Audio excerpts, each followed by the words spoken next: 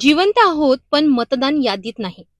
लोकशाहीचा पाया हादरवणारी ही धक्कादायक घटना समोर आली आहे भंडारा जिल्ह्यातील अड्याळमधून, जिथे तब्बल 200 ते 250 जिवंत मतदारांची नावे मतदार यादीतून गायब झाल्याचा आरोप करण्यात येतोय. सविस्तर माहितीनुसार भंडारा जिल्ह्यातील पवनी तालुक्यातील अड्याळ येथे लोकशाही प्रक्रियेवरच प्रश्नचिन्ह निर्माण करणारी घटना समोर आली आहे. नुकतेच पार पडलेल्या पोटनिवडणुकीदरम्यान गावातील तब्बल 200 ते 250 मतदारांची नावे मतदार यादीतून अचानक गायब झाल्याचा प्रकार उघड झाला. मतदानासाठी उत्साहाने मतदान केंद्रावर गेलेल्या नागरिकांना यादीत नाव नसल्याचे सांगण्यात आले. त्यामुळे त्यांना मतदानाचा हक्क बजावता आला नाही.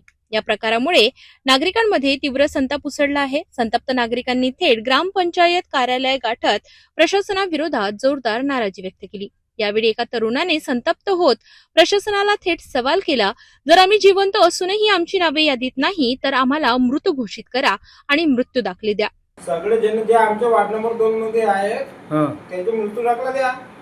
म्हणजे आता मृत्यू दाखला पाहिजे का? होटिंग नाही का? मृत्यू दाखला कोण देईल? कोण?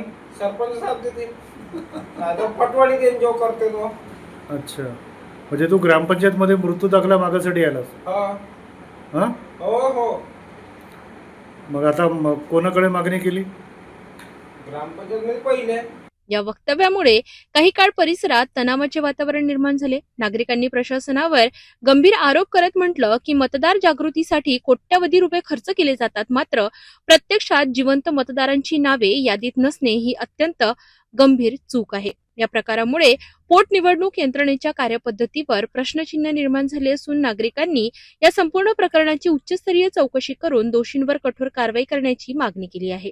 अड्याळमधील ही घटना लोकशाही व्यवस्थेसाठी चिंताजनक ठरत असून प्रशासनाने याची तातडीने दखल घेण्याची गरज व्यक्त केली जाते आहे.